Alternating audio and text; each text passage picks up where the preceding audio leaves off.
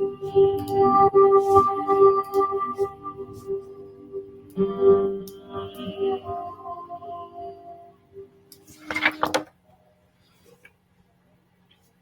बहुत धन्यवाद। हमने सुंदरकांड की कथा में यह देखा कि लंकापुरी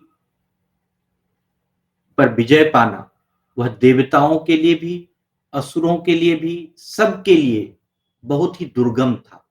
कोई भी वहां की जो इतनी अच्छी साज सज्जा, इतनी अच्छे से जो है उनकी सतर्कता, सिक्योरिटी, इतने सारे अलग अलग प्राकृतिक रूप से उनकी सुंदरता, इन सब को देखते हुए जो वहां पर लगा हनुमान जी को कि वो विचार करने लगे, सोचने लगे कि अच्छा तो किस उपाय का अवलंबन करें जिससे कि स्वामी, हमारे जो स्वामी हैं रामचंद्र भगवान, उनका काम बिगड़े भी नहीं, साथ ही मुझे कोई घबराहट भी नहीं हो, मैं ऐसा कोई काम ना कर लूं कि जो अविवेकपूर्ण लक्षण हो। तो अगर हमने ऐसा कुछ भी थोड़ा सा कुछ गलत किया तो जो मेरा इतना 100 योजन का समुद्र था जिसको मैंने लांघा वह भी व्यर्थ हो जाएगा, भगवान श्री राम का काम सफल नहीं हो सकेगा। तो हनुमान जी बड़े ही सोच विचार के, और जीवन में हमेशा जब भी आप कोई भी काम करें तो वह सोच विचार कर करें, उसको बड़े अच्छे से समझ कर करें। अब हनुमान जी एक रणनीति बनाते हैं कि उन्होंने कहा कि हम बहुत सारी रणनीति के बारे में वो पहले सोचते हैं कि चलो राक्षस का रूप धारण कर लेते हैं, तो जिससे कि कोई अज्ञात नहीं रहे, मैं इसी में मिल जाऊंगा। हनुमान जी उसमें विचार करते हैं, तो फिर भी उनको लगता है कि मैं अगर इनमें छिपकर भी रहूंगा तब भी मारा जाऊंगा, मेरे स्वामी की काम को जो है कि वो हानि पहुंचेगी। तो वो सिद्ध करने के लिए उन्होंने सोचा कि हम रात को अपना सबसे छोटा रूप बना लें और फिर लंकापुरी में जो है प्रवेश करें और फिर जानकी जी की खोज करें। तो ऐसा निश्चय करके बानरवीर जो है हनुमान जी वैदेही नंदिनी के दर्शन के लिए उत्सुक होकर वो सूर्यास्त की प्रतीक्षा करने लगे।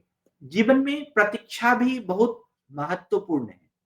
अगर आप प्रतीक्षा नहीं करते हैं तो आपके जीवन में घटनाएं घटती रहेगी, लेकिन अगर जीवन में किसी घटना के अनहोनी से बचने के लिए अगर आप प्रतीक्षा कर लें तो वह जीवन का बहुत बड़ा एक, वो आपके काम को सरल बना देता है। और यही हनुमान जी ने किया कि सूर्यास्त हो जाने पर रात के समय उसने, पवन पुत्र ने अपना शरीर छोटा किया और वो बिल्ली के बराबर होकर अत्यंत अद्भुत दिखने लगे। और उन्होंने क्या किया कि वो प्रदोष काल में तुरंत ही हनुमान जी उछलकर उस रमणीय पुरी, जो लंकापुरी था उसमें घुस गए। और वहां नगरी, जो वह नगरी जो था कि उस नगरी में बड़े बड़े अलग अलग तरीके के चौड़े चौड़े मार्ग बने हुए थे, राजमार्ग बने हुए थे। और बड़े अच्छे से जो उनकी जो पंक्तियाँ थी, उनके जो खंभे थे, उनके सोने के जो जालियाँ थी, वो बहुत ही उस नगर को सुशोभित कर रहा था। लग रहा था कि वो गंधर्व नगर के समान जो है रमणीय प्रतीत हो रहा हो। हनुमान जी उस विशाल लंकापुरी में 7 महल के, 8 महल के बड़े-बड़े स्वर्ण अटारी जो है कि वह देख रहे थे। सब चीज़ को देखते हुए भी हनुमान जी को लग रहा था कि यह कितना सुंदर, कितना रमणीय है। तो मैं अगर इस बात के बारे में बातचीत कर रहा हूँ कि रमणीयता का भी हमें क्या करना चाहिए जीवन में, अगर हमें लगता हो कि कोई चीज़ सुंदर है और हम बड़े ही किसी संकट में फँसे हुए हैं, तो हम क्या करते हैं कि संकट को ही सोचते रहते हैं। हम उस सुंदरता का, उस जगह का हम भूल जाते हैं कि क्या है, और वह समय हमारा व्यर्थ हो जाता है। यहाँ पर एक और उस प्रतीक्षा के क्षण में हनुमान जी से एक और चीज़ सीखना चाहिए। उन्होंने व्याकुलता पूर्वक होकर वहाँ लंकापुरी का जो रमणीयता था, जो सुंदरता था, उसका वो उन्होंने लुत्फ़ नहीं उठाया, उसका भी उन्होंने लुत्फ़ उठाया, उसको भी उन्होंने देखा। बड़े अच्छे से वो अद्भुत वहाँ की जो सुंदरता थी, उसको बड़े अच्छे से देखा और उन्होंने बड़े अच्छे से उस चीज़ को जो है कि वो किया। और वो देख रहे थे कि वहाँ पर जितने भी महल थे, अटारी थे, वो स्वर्ण से जड़े हुए थे, नीलम से जड़े हुए थे, विचित्र शोभा थी, मोतियों से जगमगाती हुई जो है कि महलों की शोभा थी। और ये शोभा संपन्नता का पूरी तरह से भाव जो है हनुमान जी ने ग्रहण किया। ये सोने से विचित्र बने हुए जो फाटक थे, राक्षसों से जो उस लंका का उद्दीप्त जो उनका जो संरक्षण हो रहा था, उनको भी उन्होंने वो किया। उन्होंने देखा कि बड़े ही अचिंत्य बड़े-बड़े अद्भुत आकार के जो है जो मानव ये राक्षस वीर थे वो लंकापुरी की रक्षा कर रहे थे। तो यह देखकर उन्होंने विषाद में भी नहीं आए कि भाई यहाँ पर तो खतरा भी है और सुंदरता भी है। आप देखिए कि आपके जीवन में और तीसरी बात है कि हमें कोई काम को करना है और वह बहुत ही विलक्षण काम। तीनों ही चीज़ आपके सामने आपके जीवन में गुज़र रही है कि क्या हम सुंदरता का लुत्फ़ उठाना छोड़ दें? सिर्फ़ हम उस चीज़ के पीछे जाएँ कि भाई कैसे ये काम होगा, कैसे काम करेंगे, क्या करेंगे? या फिर हम उस विषाद में पड़ जाएँ कि कहीं हाँ पकड़ के मारा ना जाऊँ। तो यहाँ पर बड़े ही भाव से आपको देखना होगा कि जीवन में अगर कोई भी चीज़ होता है, जीवन में जो भी उन्होंने बड़े-बड़े फाटक वाले, बड़े-बड़े विचित्र राक्षसों से जो लंका की सुरक्षा हो रही थी, वो महाकपि हनुमान जी तो विषाद में पड़े। ऐसा नहीं था कि विषाद में नहीं पड़े।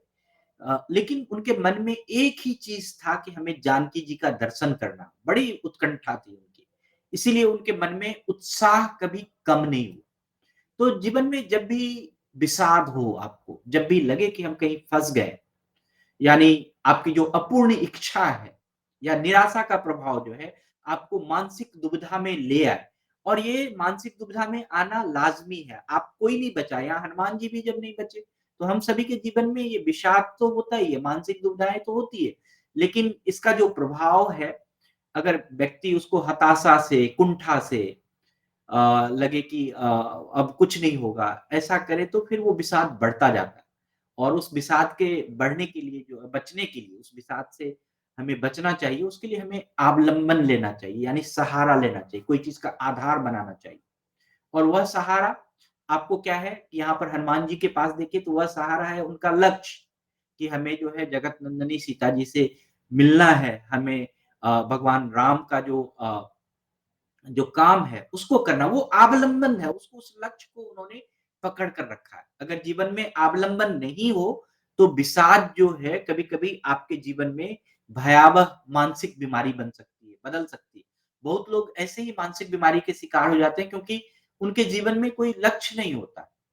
तो यहाँ पर व्यक्ति जब भी नित्य सुख-दुःख, घबराहट, चिंता जो भी आशंका से अगर हम घिरे रहते हैं, तो वहाँ से जब उस समय हम घिरे रहें, तो वहाँ पर हमें सिर्फ़ अपने लक्ष्य का अवलंबन करना चाहिए। हनुमान जी ने भी देखा कि परस्पर सटे हुए बड़े ही श्वेत वर्ण के 7 मंजिले भवन हैं, 8 मंजिले भवन हैं, लंका की शोभा बढ़ती जा रही है।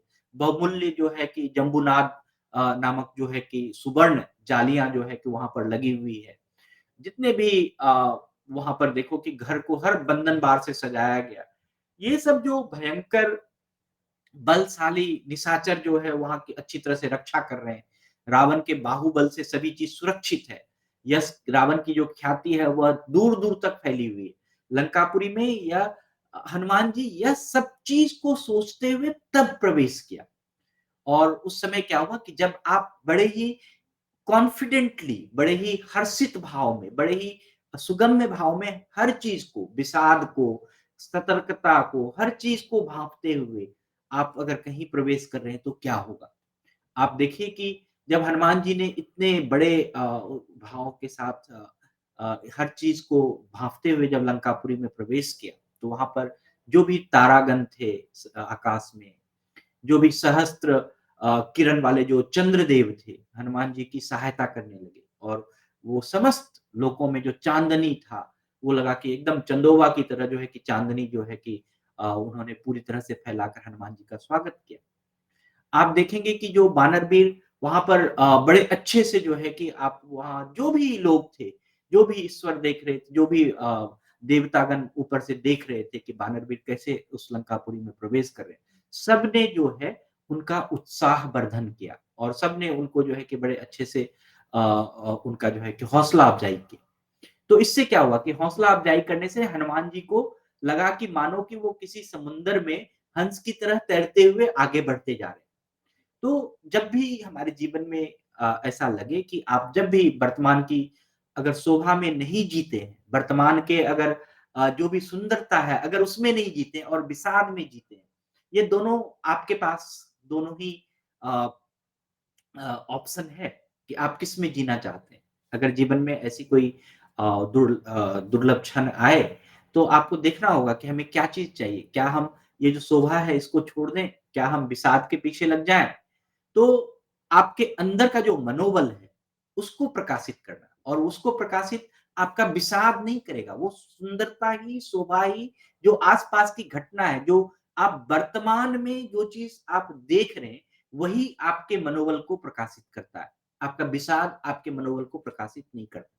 इसीलिए जब भी आपको लगे कि जीवन में कुछ ऐसी घटनाएँ घट रही है, तो आप विषाद से हट के थोड़ा-सा आप जो वहाँ की जो वर्तमान शोभा सुंदर है, उसमें अपने जीवन को, अपने मन को लगाइए, तो आपका जो मनोबल है वो बढ़ेगा और उस मनोबल से क्या होगा कि आप स्वयं को प्रोत्साहित कर पाएँगे और जैसे ही आप स्वयं को प्रोत्साहन देंगे, तो क्या होगा आपका सब काम बड़े आसानी से हो सकता है।